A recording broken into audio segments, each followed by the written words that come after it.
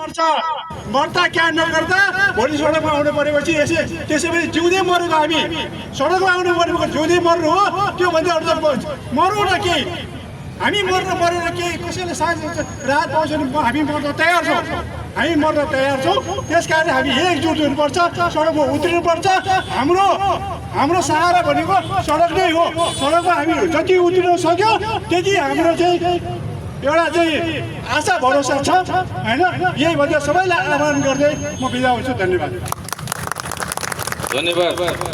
म त ल धन्यवाद सबैलाई सबै हेर्न मन लाग्यो होइन मैले सबैको होइन सम्पूर्ण व्यवसायी मित्रहरू र आमा बुबा दाजुभाइ दिदीबहिनीहरू र पत्रकार मित्रहरूमा म हार्दिक अभिवादन व्यक्त गर्न चाहन्छु यो वास्तवमा अहिले जुन सडकले एउटा सूचना जारी गरेर सबै व्यवसायी र घरधनीलाई जुन आतंकित बनाएको छ यो आतंकले सम्पूर्ण व्यवसायीहरू र घरधनीहरू निराश बनिरहेको अवस्था हामीले पाएका छौँ र मैले 2072 सालमा म आफू उद्योग वाणिज्य संघको अध्यक्ष हुँदा व्यापक आन्दोलनको घोषणा गर्नु पर्यो मान्छेको मृत्यु भयो र अब फेरि त्यो घटना नहोस् भन्नको निम्ति म सरकारलाई सम्पूर्ण राजनीतिक दलहरूलाई म विनम्रतापूर्वक यो विषयमा सबै दलीय संयन्त्रहरू बसेर सम्बोधन गर्न म हार्दिक अनुरोध गर्न चाहन्छु यसै गरी अब मलाई वास्तवमा दुःख लागेको कुरा म उद्योग वाणिज्य महासंघको केन्द्रीय सदस्य उद्योग वाणिज्य संघले खेल्नु पर्ने भूमिका के हो सम्पूर्ण व्यवसायी साथीहरूले किन भन्नु भइरहेको छैन मैले बुझ्न सकेको कुराहरू छैन तपाईहरु हाम्रो लिडर भनेको उद्योग वाणिज्य संघको अध्यक्ष यहाँ व्यवसायी साथीहरू यहाँ कोषाध्यक्षज्यूदेखि केन्द्रीय यहाँका सदस्यज्यू पनि हुनुहुन्छ मेरो अनुरोध हामीले व्यावसायिक नेतृत्व गर्नलाई पठाइएको त्यो ठाउँमा बस्ने नेतृत्वले हामी सम्पूर्ण व्यवसायीहरूको व्यवस्थापन कहाँ गर्ने भन्ने विषयका कुराहरूको आवाज उठाउनु पर्छ कि पर्दैन त्यस कारणले मेरो अनुरोध व्यवसायी साथीहरूलाई मलाई केही छैन मेरो पनि घर यही हो रोडमै पर्छ तर मलाई हिजो व्यवसायीले त्यो ठाउँमा पुर्याउँदै गर्दा मेरो भूमिका निर्वाह गर्ने कुरामा म कतै चुकेको छैन तर आज उद्योग वाणिज्य संघका नेतृत्व गर्नेहरू किन निरीह बन्दैछन् त्यो तपाईहरु सबैले बुझ्नुस् मलाई मेरो व्यक्तिगत स्वार्थको निम्ति कुनै छैन तर मैले सिडिओ साहब लगायत सबैलाई भनेको छु तपाईहरुको अगाडि देखाउन परे पनि मैले भनेको छु यता व्यवसायीहरू छन् यो व्यवसायीहरूको व्यवस्थापन कहाँ गर्ने पूर्वाधार तयार गर्नुस् पहिला आम सरकारवालाहरूसँग बस्नुस् विकास विरोधी कोही छैन तर सबैलाई म मिडिया कर्मी साथीहरूलाई पनि म के भन्न चाहन्छु भने वास्तविक कुरालाई तपाईहरुले पस्किनुस् मिडिया मार्गमा आम जनमानसमा लिएर जानुस् मेरो गलत उसको लागि हामीलाई समर्थन गर्नुपर्छ भन्ने म छैन मैले हिजो पनि भन्दै गरेको सर्वोच्चले फैसला गरे यहाँ मुआवजा लिए देखाउनुस् कसले मुआवजा लिएको हो हामी त्यसको पछि लाग्दैनौँ भनेर भनेको छु तर उहाँहरुसँग कुनै किसिमको रेकर्ड छैन अनि आम जनमानसमा मुआवजा खाइसकेका छन् रे भन्ने विषयका कुराहरू आयो अहिले मलाई लाग्छ धेरै व्यवसायीहरूको पनि घर जग्गा लिलाम गरेर बैंकले आफ्नो नाममा गरिसकेको छ अहिले भर्खर जाडो याम भएको छ कयौं व्यवसायीहरूले जाडो याममा चाहिने कपडाहरू सबै चीजहरू लिएर आएर व्यापार बेला आयो भनेर गर्नु भएको छ तर यसको भावनामा खेल्ने काम किन भइरहेछ त्यस कारणले यदि व्यवसायीहरूलाई व्यवस्थापन नगरिकन कुनै स्थानान्तरण नगरिकन यदि यस्तो डोजर चलाउने काम आतंकित गराउने काम भयो भने सम्पूर्ण व्यवसायहरू रोडमा उत्रिने कामहरू हुन सक्छन्। म विनम्र अनुरोध गर्न चाहन्छु, हिजोको दिनको घटना फेरि पनि नदोहोरियोस् र हामी व्यवसायी मुठभेडमा जाने किसिमको आन्दोलनकारी होइन।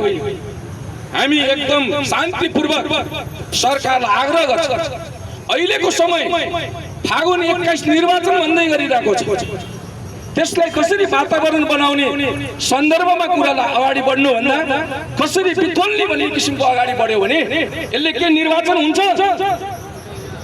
त्यस कारणले तपाईहरु सम्पूर्णलाई म अनुरोध गर्न चाहन्छु, हामी कुनै यो सडकमा उत्रेर कुनै व्यापक आन्दोलन गरेर मुठभेडमा जाने पक्षमा हामी छैनौं।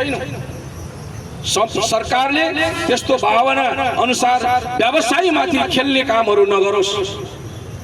अब मीडियाकर्मी साथीहरूलाई 80 सालको चाहिँ के भन्दाखेरि सर्वोच्चले फैसला गर्यो, त्यो अनुसारले हामी सडक भत्काउन लागेका छौं भन्ने कुरा आयो।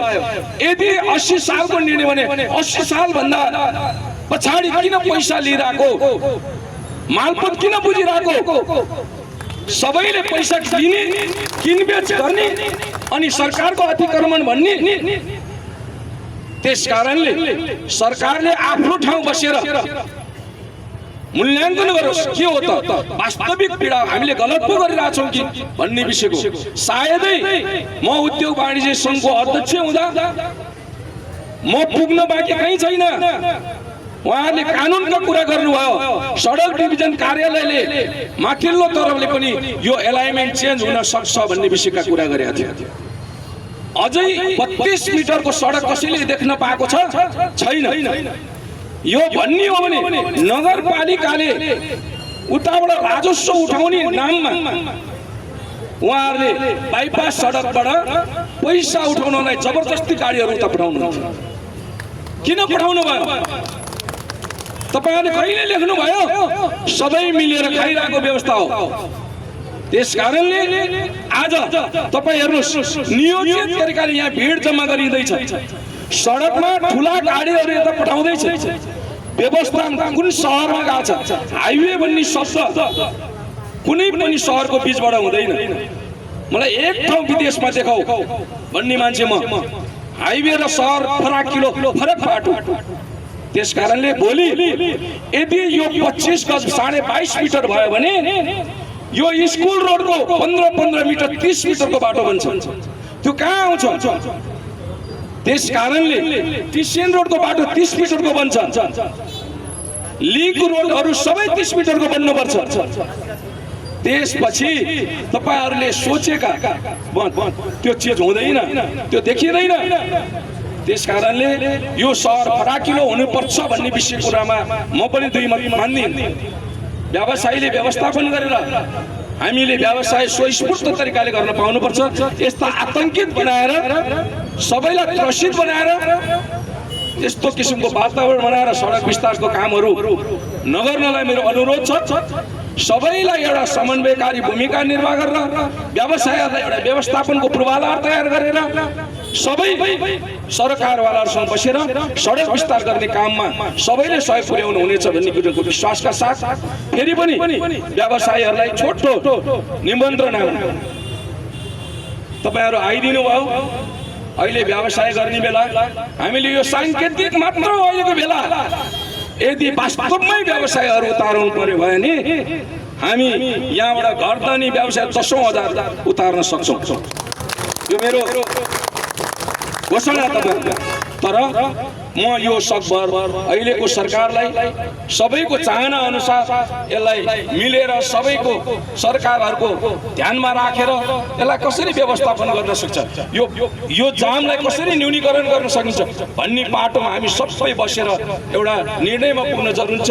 त्यो भन्दैमा अहिले 15 दिनको सूचना निकालेर यो आम व्यवसायलाई भड्काउने र उत्तेजना बनाउने कामहरू नगर्नको लागि अनुरोध गर्दै र मिडियाका साथीहरूलाई पनि वास्तवमा यथार्थ के रहेछ त भन्ने किसिमका कुराहरू हरेक ठाउँ जनमानसहरूमा लगिदिनको लागि पनि म विनम्र अनुरोध गर्दै म उद्योग वाणिज्य महासङ्घको तर्फबाट पनि यहाँ व्यावसायिक साथीहरूलाई म सधैँ तपाईँहरूको साथमा रहनेछु भन्ने किसिमको विश्वासका साथ बिदा हुन्छु। हस्, धन्यवाद। र तपाईँहरू यसरी आइदिनु भयो, यसैमा आजको कार्यक्रम पनि यही समापन भएको धरि घोषणा गर्न चाहन्छु। धन्यवाद। आवश्यक पर्यो भने तपाईँहरू कुनै पनि बेला आउनु हुनेछ भन्ने किसिमको विश्वासका साथ पछिका कार्यक्रमहरूमा तपाईँहरूलाई बोलाउने बाचासहित बिदा हुन्छु। धन्यवाद।